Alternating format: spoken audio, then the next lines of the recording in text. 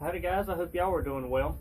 Today we're going to go over the 10 Commandments and what each commandment entails when looking at them all as a whole. So we're going to start in Exodus 20, verses 1 to 3. And God spake all these words, saying, I am the Lord thy God, which brought thee out of the land of Egypt, out of the house of bondage. First commandment, thou shalt have no other gods before me.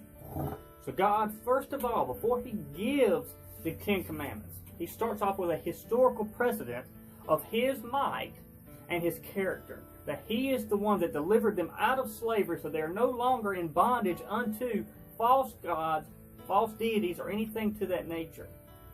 They are free through his might, through his character, through what he did for them. Now, there is a God, only one. Okay? So by saying this right here, you shall have no other gods before me. To take this is so pivotal to everything a society, a church, everything a culture has to have for it to be able to even function. Okay? The first thing it says, you shall have no other gods before me. So that is a prerequisite, that there must be a God. And since there is a God, that means truth itself is not a matter of opinion or of a man-made thing, but whatever that one God says it is. So truth exists. It's not something made up. It's not this only a matter of whatever you prefer. It exists because God exists. So if truth exists, that means that morality must exist because God is the one who dictates and tells us what is morality. Now we know that our God is perfect, immovable, and sovereign, which means that there is no more other morality besides his. All other ones fail. Our God does not have any shortcomings. It's perfect beyond measure. Okay? So if truth exists, morality exists. Okay? No other gods exists, nor should anything else but him be worshipped. Okay? This rules out other possible gods, like dealing with the stars of heaven, or these false gods that people make, or even demonic things that people think are gods, or something like that. Or like with the Greeks, where they had many gods, little g. So everything hinges on this first commandment. Without it, and what it entails, every other law ultimately fails. Everything else fails without that first commandment. Okay? Let's read verse 4 through 6. Thou shalt not make unto thee any graven image, or any likeness of anything that is in heaven above, or is in earth beneath, or that is in water under the earth. Thou shalt not bow down thyself to them, nor serve them. For I, the Lord thy God, am a jealous God, visiting the iniquity of the fathers upon the children, unto the third and fourth generations of them that hate me, showing mercy unto thousands of them that love me and keep my commandments. So there's a lot to unpack here. What is he saying? Do not create a fake man-made God, a man-made creation. God is beyond this creation. Therefore, God is what? He is a spirit. Therefore, anything that we can try to contort into an image, into a painting, or into an idol, or anything, to where it would involve worship and adulation, is to inevitably create a false image of God himself. To create some idol is to serve the creation over the Creator. To make a man-made God is to give the opportunity for man to make up new things, new laws, new morality, to change everything that God says. If man can create a false God, a false image for him to worship, then man can suddenly change all the things that God himself wants. All the other commandments can be changed and created into something man will desire. For instance, maybe a bunch of people would get together and decide that, cheating on your wife is a good thing. That is against God's law. But at the same time, what would stop them if they were to create their own image of their own God and then fill it with what they want? It becomes an empty vessel for them to pour forth their own laws and commandments within. It's trying to usurp God and put something else or man itself in its place. Okay? God is above all other cultures. There's one culture or one truth that rules over all. I don't care what culture you live in. These truths right here are above all of them. Okay? So, and it says, talks about creating a graven image. A graven image is to denote something of a religious thing, something that would be of worship or adulation. Okay? Even to try to make an image of God himself, even if it was, maybe at the time it was something like to honor him. Now, I'm not saying this means we can't have paintings of Jesus or anything like that. When it talks about graven, we're talking about creating a relic of something to be adored and to look at it as though it is God himself, as a function of it. Okay? Just like the same thing when Moses lifted up the serpent in the desert and healed all the people that were getting snake bit and were poisoned, okay? Made the snakes go away. What happened to that? It was a bronze serpent. Later on in Kings, we find out that the children of Israel are actually worshiping that serpent that Moses held up and healed the people. Now, God used that serpent, or that thing that Moses held up, to heal them. He did use that. He allowed his power to flow through Moses to do it. But that wasn't God. They were worshiping something else, or the act itself above God himself. Now, to make an image, even if it is of God, inevitably lowers the true nature of God. Now, what do I mean? Well, we're talking about worship. Okay? Worship here. Think of it like if you were to describe your wife, your girlfriend, or anything with words. Okay? Inevitably, those words can never capture the true essence of what your lover or wife or the tree in the yard or whatever you want to say it is. I can make a beautiful picture of the girl I love. I can make it as close to her as possible. And I could put all around it all these subtle details, all these things, put all the adjectives that I know that describe how wonderful and how much I care for her is. Just how incredible she is, okay? Would that image that I created be her? No, it will be well short of the true wife or person that you care about is, okay? So it inevitably lowers the resolution of the thing you are describing. Now, God is something that is so far beyond our understanding that we do this sometimes. Now, I'm not saying that all artwork is to create a graven image. I'm not saying that. But look at things like in like Revelation. There's prophecies that are given. Okay? God has to lower the resolution for John to be able to understand bits and pieces of what is going on, because it is so far beyond. The same way we do when we try to understand some things about God. Now, when we take those things and when we're instead of trying to understand the true power and nature of God, instead we start to bring him lower and to worship the thing we brought lower as God, that's when the problem takes place. Okay? So we don't ever want to do that. So, verse 7. Thou shalt not take the name of the Lord God, thy God, in vain, for the Lord will not hold him guiltless that taketh his name in vain. Okay. So don't lower God. He is not one to be taken for granted. He is not one to be slanted. Keep God in his rightful place of complete honor. Okay? If you begin to take his might for granted, you will begin to take all his ways and his laws for granted too. And we do this so much. We think of God as kind of our genie in a bottle, or our buddy to do with whatever we ask him to do all the time, instead of acknowledging who he really is versus who we are in comparison. Okay? Now let's go to verse 8 through 11.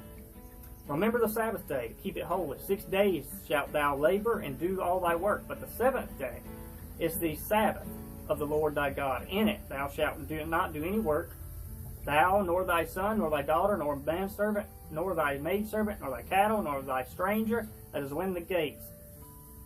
For in 6 days the Lord made the heaven and earth, the sea, and all that is in them, and rested the seventh day, wherefore the Lord blessed the Sabbath and hallowed it. So the Sabbath day is something that is holy, set up by God. The Sabbath relates to something from the first verse, and all that God has done for us, okay? To keep and honor this day, because it is the day of the Lord, to honor the rest that He has given us. Now, I've made a video upon the Sabbath, which I would recommend watching, because I think it was a pretty decently one that I can say it turned out pretty well. I think it's called The Lord of the Sabbath. I'll try to tab it in here at the end of the video. But it denotes all the things that really, when we're talking about the Sabbath, how that relates to us today. Through Christ, how He has given us rest from our works to be able to rest in Him and be given that peace. So keep the Sabbath holy. This is a day to remember God and who He is. To not take for granted as just any other day. To forget about who God and what He's done for you. Okay? Verse 12. Honor thy father and thy mother, that thy days may be long upon the land which the Lord thy God giveth thee. Now, interesting to note, in verse 5, we just read it. He talks about visiting the iniquity of the fathers upon the children to the third and fourth generation. This denotes that if you fail as a parent, that will ultimately lead to the failure of children. That means that we must be willing to be good parents, to do the responsibilities we have. Now, this is for the children. Honor those parents. Honor our parents, father and mother, for what they have done, what they say. Okay? Because if we don't appreciate our own father or our own mother, how can we ever appreciate a loving Father in heaven? Most atheists, sadly, have huge problems with their father. Their father is either absent, he was abusive, or there was some underlying thing with it. And it all resolves around not respecting, and the father failing, and the children failing to respect and honor the father. So you see it's a circle right there. Okay? So take wisdom and learning from our parents. Also, the responsibility of the parents to take an active role in raising their children. Just like God takes an active role with us. God is not some, far-off being that does nothing and just sits around and watches. He is an active agent in the world, in our lives today. The key point here, though, is humility. Be willing to learn from those before you or above you. In other words, if you cannot have humility enough to learn from those that have lived 30 or 40 years longer than you, how can we have the humility to learn from the God that is here before creation? Okay, now verse 13. These next commandments here are going to all of these right here, the first 4 or 5 here, they tie into the first commandment. Now, all of them go back to the first one. You can't get beyond that. Now, the next ones we're going to see in a row all tie into this one. Now, I'll show you. Thou shalt not kill. So God is the creator of life. He's the author of morality. To kill or threaten life is to take yourself, put yourself in God's shoes, because God says, I take life and I give it. The only time He ever allows man to take the life of somebody else is for a crime of some kind, before a punishment for something they've done. Most of the time, taking the life of somebody else or threatening that life of somebody else. For instance, somebody breaks into your house and threatens you, they are forfeiting their life because they're putting your life at risk. Okay? So to kill is to make yourself out to take an innocent life, to make yourself out to be God and to insult God Himself. To kill one innocent life is to kill generations of people. Not just one person. We're talking thousands. How many people would that person may have had if he'd had children, and their children, and their children? You destroyed an entire bloodline that could have existed by one wicked deed. Now, the point of these next commandments, all traces of this, what does God say? He goes, I am the way, the truth, and what? The life. God is life. He is the I am. He is the one that gives life to all. Okay? Now, everything is going to come back and tie into this. Because remember, Jesus says, my words are life. So everything, all these commandments can be tied into one simple thing. Life. Preserve life, truth. Okay? Verse 14, thou shalt not commit adultery. So, to commit adultery is to dishonor God, because it demeans and shames not only yourself, but your spouse or lover and your neighbors and his spouse. Okay? It shames them all. God hates this. He's represented throughout Scripture. He gives the example of him as a husband unto Israel and them as a wife. We are called the bride of Christ. So God hates adultery. He hates those that would steal or go astray from the one they love and just harbor feelings for someone else. Because over and over again, Israel does this spiritually. And he calls them whores because of it. Because they have cheated on their true and only spouse would be God. Okay? So God is represented as that spiritual marriage, and to take that for granted is to inevitably cheat like it is on God. And what can it do? It can lead to death and killing, to that last commandment. So, verse 15, thou shalt not steal. To steal means there has to be something to steal. In other words, that denotes private property existing, okay? To steal can lead to, guess what? Death. You wouldn't want to be stolen from God's life that He gives us, because it would lead ultimately to our spiritual death if we were stolen away from God. So do not steal from somebody else either. Because what if the thing you stole is the thing that they depend on for sustenance, for life? It can inevitably lead to you or the one you stole from to lose their lives.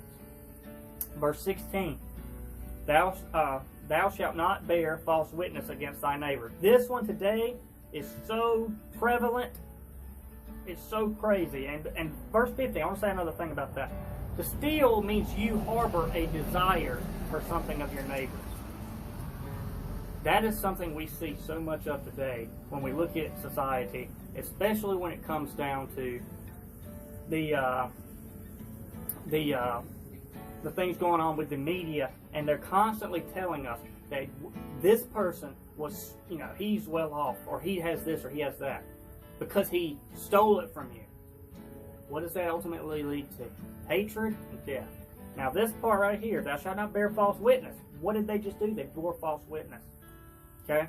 To bear false witness ultimately can lead to, once again, killing.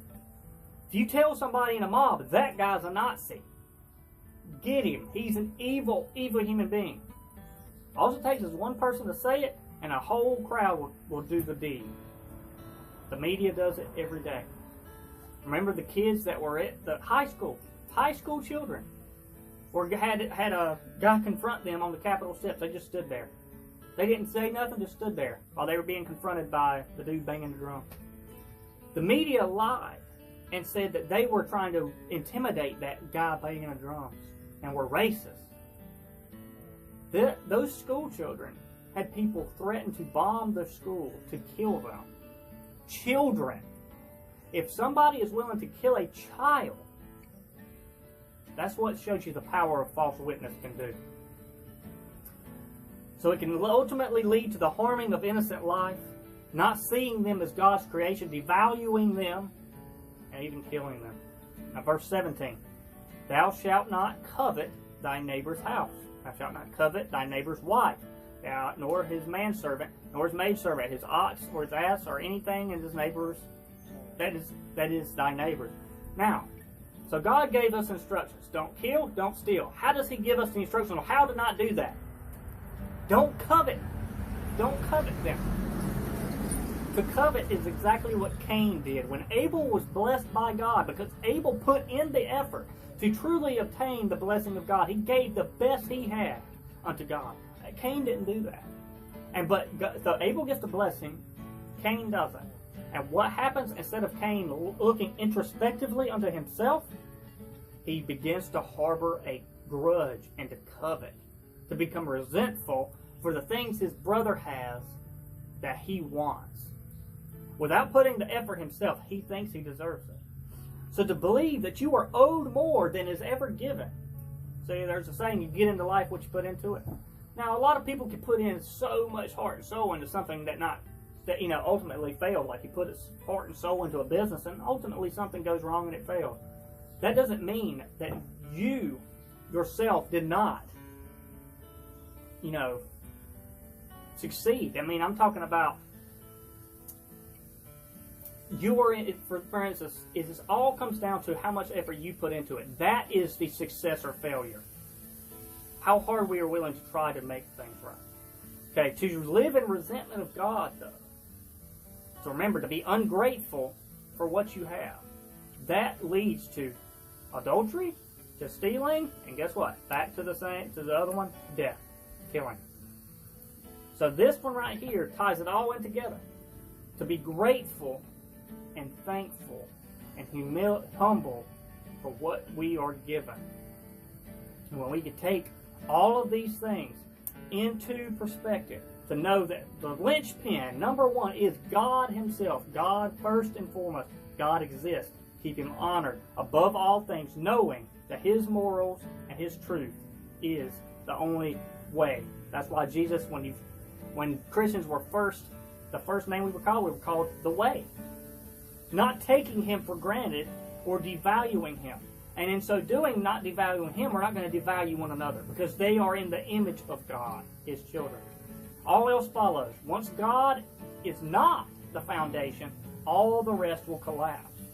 So remember, God is the life. He is the great I am. Thus, his commands are meant to ensure life, gratitude, humility, peace, and truth prevail. Without the first commandment, you don't get any of the other commandments. But once you put God in his rightful place, everything else will fall into that. It will fall into the place it is meant to be. And then a society can grow and function and thrive in peace, knowing the Creator himself. He's the one ruling over it. That's what we've got to get back to and understand. Why would you take the 10 Commandments out of school? Or out of anything? Out of a courtroom, for goodness sake. Because it's so ironic that if you take God out of the courts or out of the school, what truth does there exist? Only man's opinion. So if you take God out of the courtroom, then there is no truth, because this guy has just as much right as this guy. What law is he breaking? Man's law? Or God's law? Man's law can change. Men can lie, bear false witness, do all these wicked things. But with God's law, that's the whole point. To stop that from happening, to keep the system going in a proper and functional way. God is a genius. Good gracious, he's so great. And that word falls so terribly short. But I hope that this was an interesting study, and that it will help bring new understanding or intrigue us to investigate some more into these commandments, because there is definitely more that is to be said than I have. So I wish you all guys the very best, and I'll catch y'all next time. May God bless each and every one of you.